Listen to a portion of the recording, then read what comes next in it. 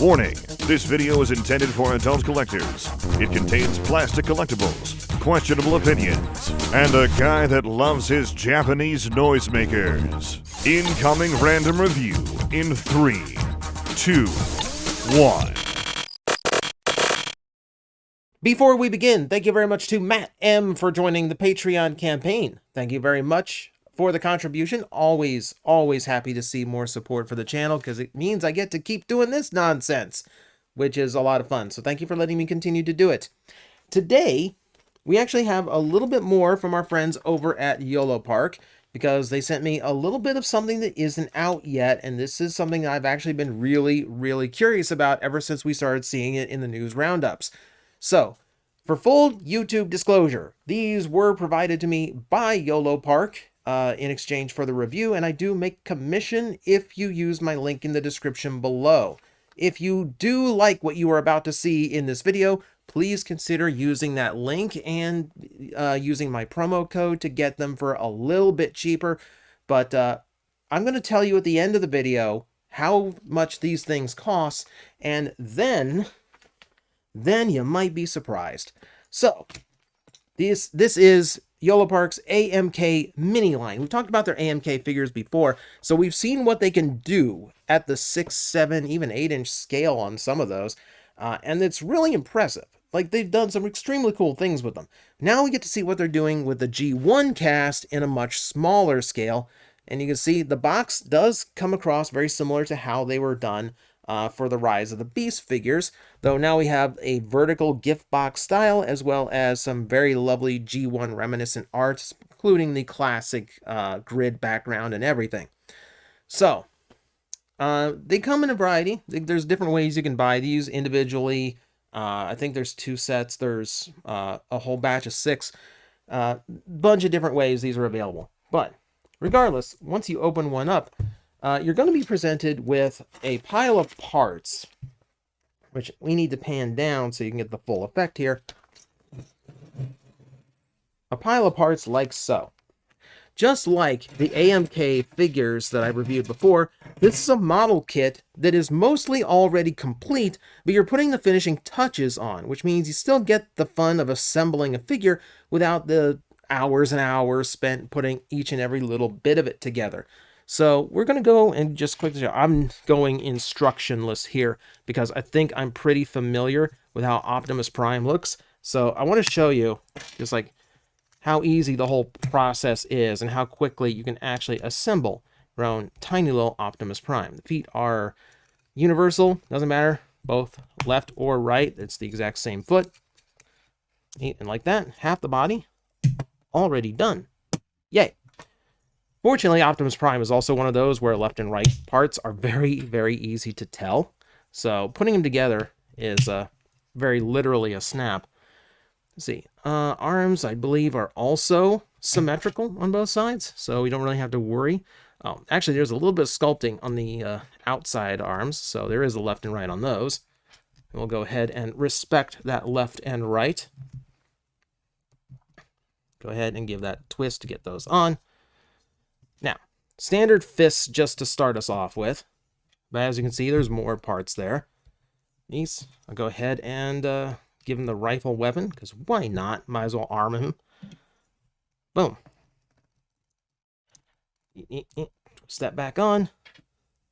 See, and just like in the classic G1 episodes, you can also reassemble your own Prime after it's been turned into a crocodile.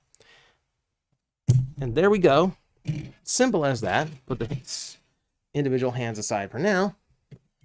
That is a nice looking G1 Optimus Prime. We zoom in a little bit so you can see it in better clarity. Yeah, it's a pretty simple kit to build. You know, it's fun because it's like super clacky and super solid all the way around. Yeah, so you get a little bit of fun of the model kit. And what you're left with is this really nice representation of Optimus. Let me bring him in close. You can really see how they worked on this guy. Needs to be in front of the ring light so you can see it, doesn't it? But yeah, the bright blue eyes are painted in there, painted mouth, silver on the smokestacks, as well as around the midsection and belly, yellow, got painted on his abdomen section. Individual panels here for the vents on the legs, gas tanks, silver as well. Yeah, all around. All around, he's just a solid, nice-looking Optimus Prime.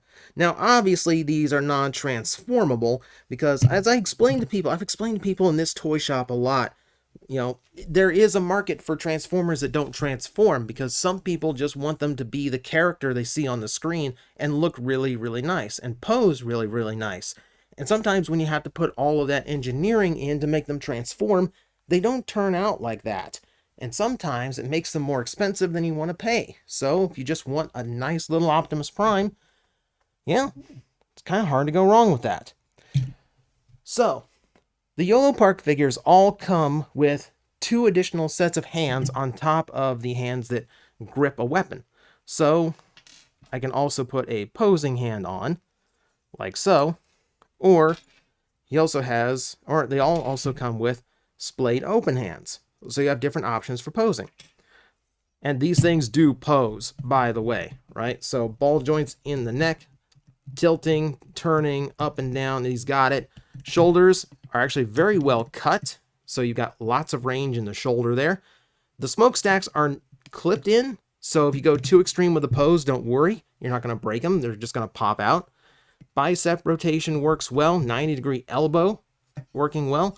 Waist, yeah. That's the joy of building this. You actually get to see where the articulation is. Great range in the hips. They actually cut this really, really well to both look solid and not get in the way of the articulation. That's actually really, really good job. Thigh swivel works well. 360 degrees there. 90 degrees at the knee.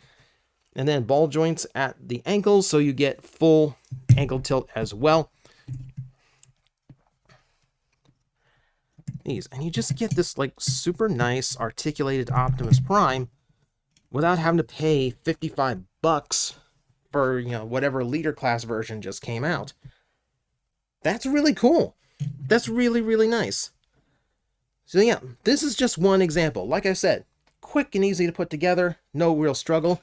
Let's take a look at what else is in the assortment. And the articulation, within one exception, things pretty much run the same way. So if I show you Bumblebee here, let's take a quicker look at Bumblebee. Now, he's got some changes to how he looks. They did stylize his torso, which is actually unusual for them, but it's not far off from where the animation model was. It does clean him up a little bit. Those big old Volkswagen feet give you plenty of stability on his poses. And again, I'm not going to run down the posing on all of them, but suffice to say, they all have that same level of posability. They all, again, with one exception, we'll get there. Yeah, it's just a really, really nice little rendition of B. So aside from B, we got one more that we have to discuss on the Autobot side, and this is where the exceptions start coming in, because for a little bit of variety, they threw in a Beast Mode Grimlock. Now, if you are a Season 3 fan, and I am a Season 3 fan, this is actually the mode you are most used to seeing Grimlock in, because he spends most of that series stuck this way. Not stuck this way, but he prefers the Tyrannosaurus mode over his robot mode, to the point where he has many episodes where he never transforms out of it. Even when it would be better for him to be in robot mode. It's kind of amazing. Now, the downside to this, of course, is the fact that, yeah, he does not have the articulation range or the accessories of the others. You can open and close both sides of his jaws for that possibility. The neck does turn as well. You do have a ball joint in the shoulder, so you got plenty of range there. And then a little bit of twist in the dino tail, and then the hips go up and down. Knees do bend as well. So you do get some posability, and you can pose him, in typical like Beast Mode Grimlock ways. But if you're looking for playability, he's not quite got as much as the others. He makes up for it in just mass. And again, it's probably the mode you're used to seeing Grimlock in anyway. So I don't really mind that it's going to be, in this mode, because this this really is kind of how I remember Grimlock, honestly. So that rounds out the Autobot side of things. Let's take a look at the Decepticon side of things. So, I guess we start with Megatron. We have to start with Megatron, right? You know, good G1 rendition. Still very much sticking to the cartoon aesthetic. You can see they did a really good job sculpting. Like, right from the AMK Pro I reviewed, this Megatron, and like, they've learned how to sculpt Megatron really, really nicely. So, again, I mean, I could take it in close and give you the close-up, but you know it's going to look good. You get all those little details on the abdomen painted correctly, the sides painted red, a little bit on the bicep as well to break up all that silver. You know, arm cannon represented. Back cannon. And this is the fun part. So, if you don't like this, if you think this is a little bit too big, you can actually pop it out, flip it over, and now you've got a slightly more discreet one.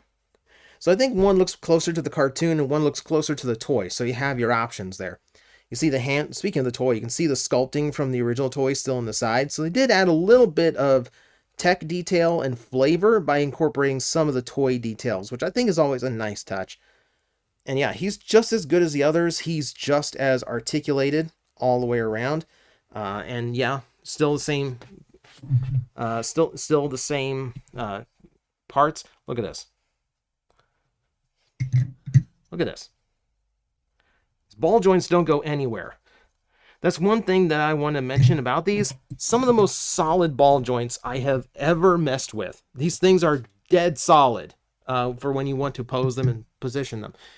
In detrimental in some ways, you know, Soundwave here does have some really tight joints. I can hold him by the leg and wiggle him around and nothing's happening. Nothing's budging. Not even the leg that I was wiggling. Dead, solid ball joints all the way around on the toy.